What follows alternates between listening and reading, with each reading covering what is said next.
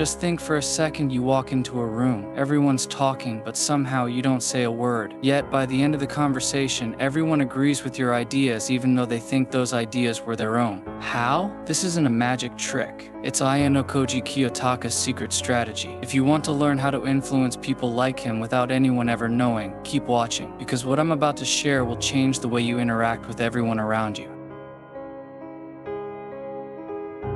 Look, Ayanokoji doesn't rely on shouting or forceful tactics. He understands that true influence isn't about being the loudest person in the room. It's about planting the right seeds and letting people grow them into their own ideas. Let me give you a real example. Let's say you're in a group chat. A decision needs to be made, but instead of directly pushing your idea, you start asking questions like, what would happen if we did this? Or how do you feel about trying that? Simple, right? But here's the magic by asking those questions. You're guiding the conversation to your preferred outcome without anyone realizing it. They'll think they figured it out themselves. That's the first lesson. Your influence should be invisible. Like a chess player, you guide the pieces without ever touching them directly.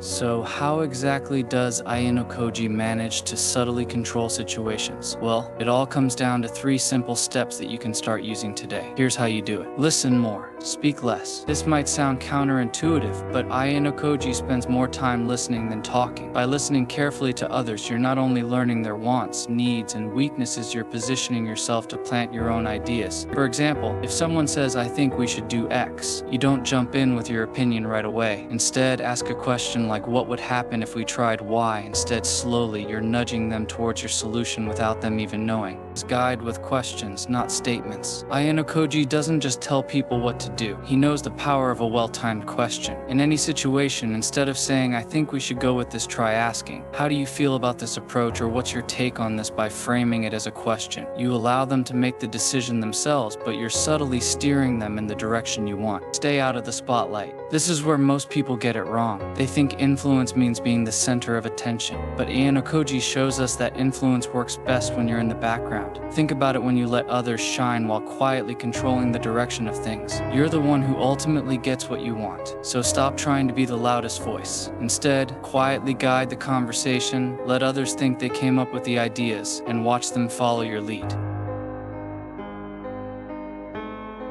Let me break it down with a simple example that you can start using right now. Imagine you're in a team meeting and everyone is debating over the direction of a project. Instead of jumping in and fighting for your idea, you take a step back and listen. You wait for someone to speak up and mention a similar idea to yours. Now, you don't push them to adopt your idea directly. You ask a question that makes them feel empowered to take it further. Something like, what do you think could improve this idea? Do you think this approach could work better? You're not telling them what to do, but you're guiding them towards the solution you want, and by the time they take action, they'll feel like it was their choice. The more subtle you are, the more power you hold.